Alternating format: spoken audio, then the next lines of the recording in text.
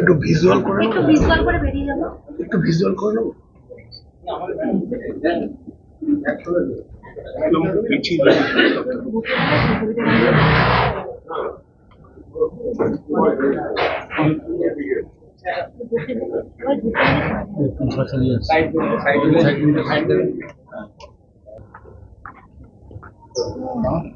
প্রথমে ধন্যবাদ জানাবো মাননীয় মুখ্যমন্ত্রীকে এবং অভিষেক বাবুকে, যিনি লোকসভা ইলেকশনের আগে আমাকে কথা দিয়েছিলেন এবং ঘাটাল লোকসভা মানুষকে কথা দিয়েছিলেন যে ঘাটাল মাস্টার প্ল্যানটা বাস্তবিক হবে।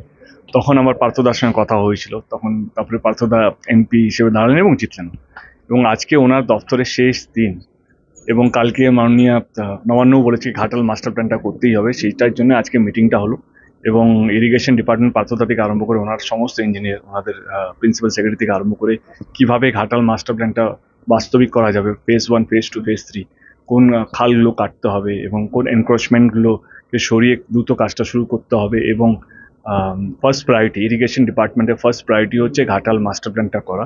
ঘাটাল মাস্টার প্ল্যান সম্ভব হবে না যদি আমরা ঘাটাল লোকসভা কেন্দ্রের মানুষের সহযোগিতা যদি না পাই। কারণ অনেকগুলো খাল কাটতে হবে, নতুন করে খাল কাটতে হবে, অনেকগুলো জমি আমাদের লাগবে। সেই জমিগুলো কাল থেকে আমাদের ইঞ্জিনিয়ারগুলো, মানে ইরিগেশন ডিপার্টমেন্ট ইঞ্জিনিয়ারগুলো কাল থেকে ফিল্ডে থাকবে, তারা ডিমার্কেশনগুলো করে আসবে কোন কোন জমিগুলো নতুন খাল কাটতে লাগবে এবং কোন কোন খালগুলো চওড়া করতে লাগবে। এবং সেইখানে যে সিল্টগুলো আছে সেগুলো বার করার জন্য যে প্রসেসগুলো আছে, অনেকগুলো জায়গায় জেসিবি ঢোকার রাস্তা নেই, মানে সেখানে বাজার হয়ে গেছে, সেটা আজকে আমরা ডিটেলে আলোচনা করলাম।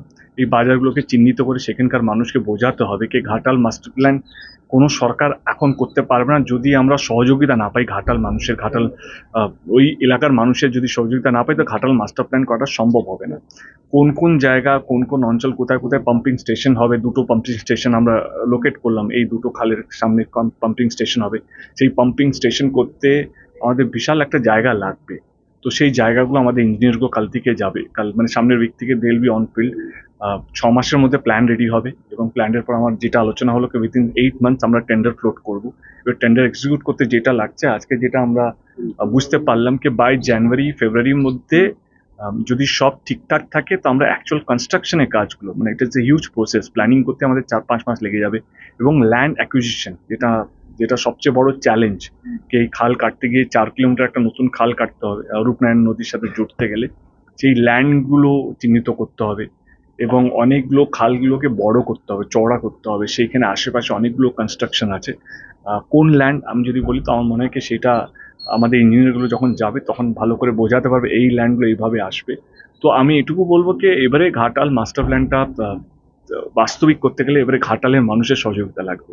এবং আমার কোথাও যেন মনে হয় কি ঘাটালও প্রস্তুত এইটার জন্য, কি এই 100-200 বছরের যে সমস্যাটা এই ঘাটালের বন্যাটা, কোথাও যেন এবারে সরকার প্রস্তুত হয়ে গেছে।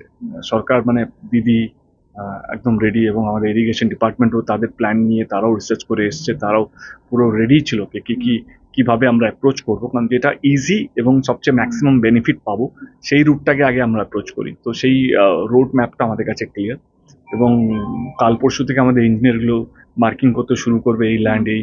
তো আমরা আমাদের তরফ থেকে যেটা আমাদের চেষ্টাকে ফাস্ট ট্র্যাক মোডে যেন কাজটা হয়, it will take a 5 years plan, মানে যেটা আজকে বোঝা গেল যে হিউজ প্রসেস। সে এই প্ল্যানিংটা আমাদের হচ্ছে 5 বছরের প্ল্যানিং।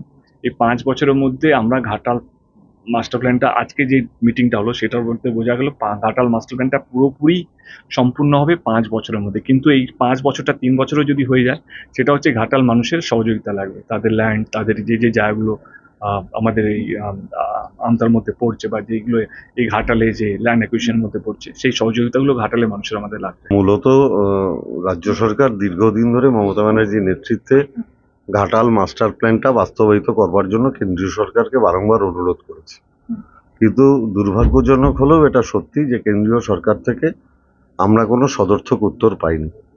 স্বাভাবিকভাবেই তার জন্য তো মানুষ কষ্টে থাকবে না, এবং আপনি জানেন যে মমতা ব্যানার্জি মানুষের কষ্ট সহ্য করতে পারেন না। তাই জন্য তিনি সাংসদ আমাদের দেবের কথা অনুযায়ী তিনি ঘাটালের মানুষকে কথা দিয়েছেন। আমাদের নেতা অভিষেক বন্দ্যোপাধ্যায় ঘাটালের মানুষকে কথা দিয়েছেন যে কেন্দ্রীয় সরকার না করলেও রাজ্য সরকার এটা করবে। সেটাকে বাস্তবায়িত করবার জন্য, যেহেতু আমি আর ইরিগেশন মিনিস্টার থাকবো না, দেবের সাথে আমার কথা হয়েছিল, আমি আমার পুরো ডিপার্টমেন্টের সাথে আজকে ওর একটা বসিয়ে ও ক্লিয়ার হয়ে গেল যে কিভাবে ঘাটাল মাস্টার প্ল্যানটা হবে।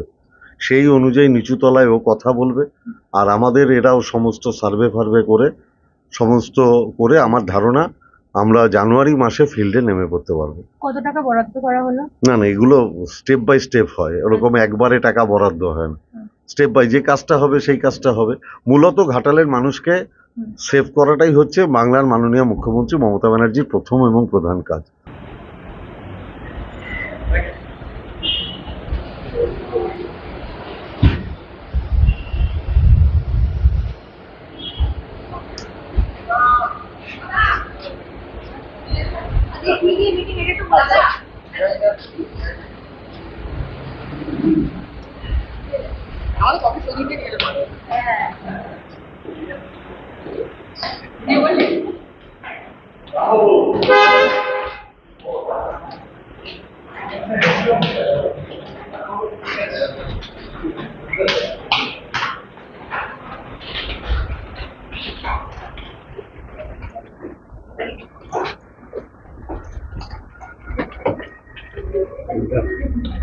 তুমি এটা খুলে দাও না।